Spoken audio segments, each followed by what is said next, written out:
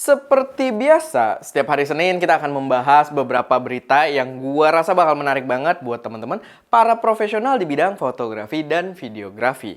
Dan mungkin langsung aja sebelum kita mulai, intro dulu.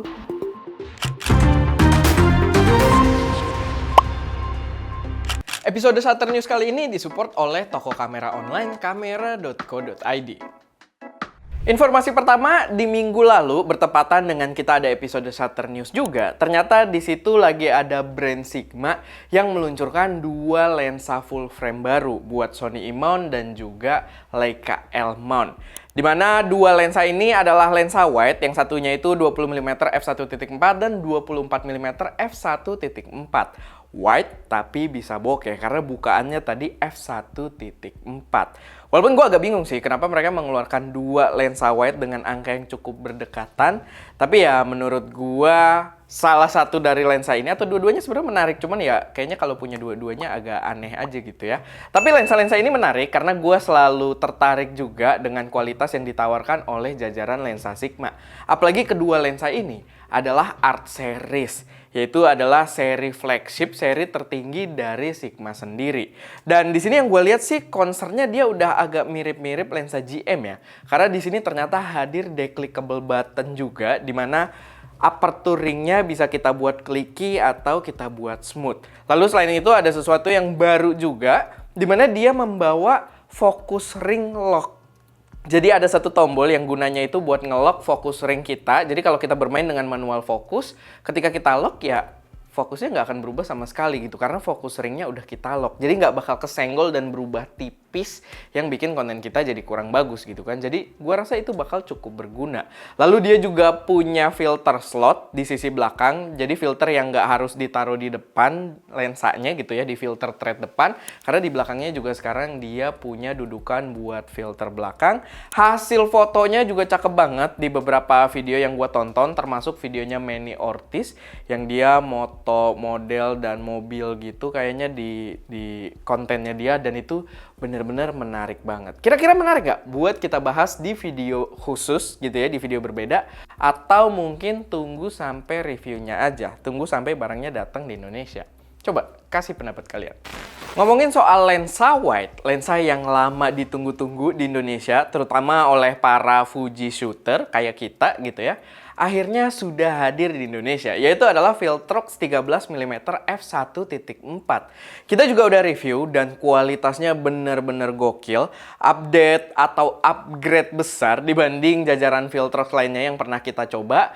Dan belum lagi karakter wide-nya bikin objek dan spot biasa jadi tambah dramatis gitu ya, jadi tambah menarik. Pokoknya itu lensa yang menarik banget, dan yang gua kaget ternyata dia langsung available juga di Indonesia untuk versi Sony E-mount dan Nikon Z-mount-nya. Dan pastinya biar kalian gak ketinggalan, kita udah ada reviewnya. Setelah video ini kalian langsung aja meluncur ke sana karena lensanya mantep banget. Dan mungkin gua kasih bocoran sedikit, stoknya nggak banyak. Jadi ya langsung meluncur. Selanjutnya masih soal lensa, ada sebuah artikel di fotorumors.com mengingatkan kita pada rumor 1850mm f2.8. Sebenarnya bukan rumor baru, gue juga nggak tahu kenapa dia ngeposting lagi. Tapi ya karena semakin mendekat gitu ya momentumnya. Karena lensa tersebut dikabarkan bakal ada atau diluncurkan itu secara global di Desember tahun ini. Dan semakin dekat, semakin banyak event-event Sigma yang sepertinya mendukung hal tersebut. Dan ya gue mau ngabarin aja di sini untuk antisipasi akan lensa tersebut, karena gue yakin buat para Fuji shooter terutama gitu ya, yang kita sebelumnya opsi lensa third party-nya nggak banyak, 1850mm f2.8 gue rasa sangat menarik buat kita antisipasi gitu ya. Jadi ya itu sedikit rumor aja yang gua sih yakin benar adanya gitu. Tinggal kita tunggu aja. Walaupun sebenarnya masih agak lama, tapi nggak apa-apa. Biar kalian mungkin mulai nabung, mungkin gitu kan. Selanjutnya ini masih soal rumor juga, tapi kita udah nggak berkaitan sama lensa. Karena kali ini gue pengen bahas tentang rumor DJI. rumor drone terbaru DJI yang disebut dengan DJI Avata. Gue sih yakin drone ini bakal hadir ya, bakal fix hadir karena rumor yang udah beredar gitu, foto-fotonya udah terlalu banyak untuk menjadi hoax.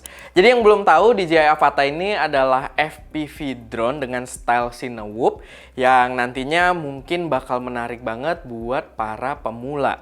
Karena ada beberapa detail juga yang bisa kita lihat di fotonya, di mana dia memiliki propeller guard dan desainnya itu kayaknya cukup friendly buat kita tabrak-tabrakin gitu ya, buat kita latihan. Dan memang beberapa rumor yang beredar di YouTube yang gue tontonin itu juga cukup menarik, karena katanya sensor dari DJI Avata ini itu berukuran 1/1.7 inch. Lebih gede dari kebanyakan action cam yang mungkin membuatnya tidak perlu untuk kita pasangin action cam juga di atasnya gitu ya. Dan ya, gua rasa ini bakal menarik buat kita coba. Ini membuat gua mulai ngelirik FPV lagi.